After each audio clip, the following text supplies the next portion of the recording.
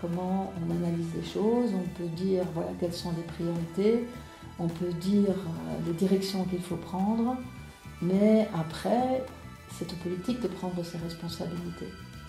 Et là-dessus, on n'a pas de prise. Donc voilà, s'il n'y a pas de volonté politique de prendre les choses à bras-le-corps et au sérieux, ben forcément ça ne bouge pas. Du coup, c'est dur, mais en même temps, on se dit en permanence que ce qu'on fait, c'est pas du travail perdu, mais c'est probablement plus un travail pour l'avenir que pour aujourd'hui.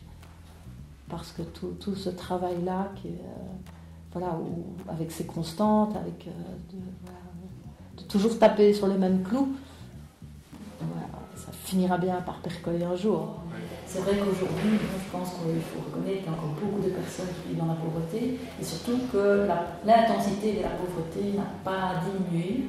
On peut peut-être même dire que le contexte sociétal est moins bon qu'à l'époque, puisqu'on est plus dans une vision sécuritaire, de contrôle, de soupçon. Donc ça c'est difficile, mais d'un autre côté, et ça rejoint ce que je disais juste avant, c'est que je pense quand même qu'il y a quelque chose qui reste de cette mobilisation. Ce souci de participation, même s'il n'est pas effectif, ou que ce n'est qu'un semblant de participation, c'est souvent une participation un peu alibique ou un témoignage, mais on ne va pas plus loin. Il est quand même maintenant présent partout.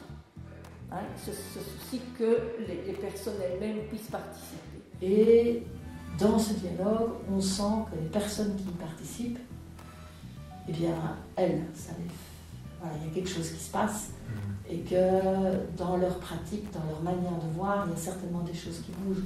Alors c'est plus au niveau micro qu'au niveau de l'ensemble de la société, mais je pense que, voilà, moi je crois au levain dans la pâte.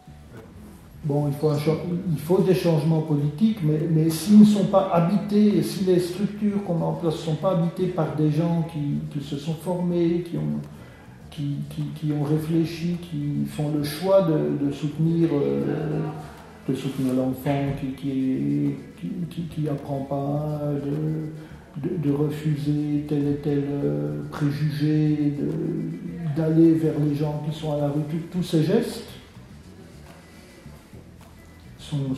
sont importants aussi. Je pense qu'on ne peut pas opposer l'un et l'autre.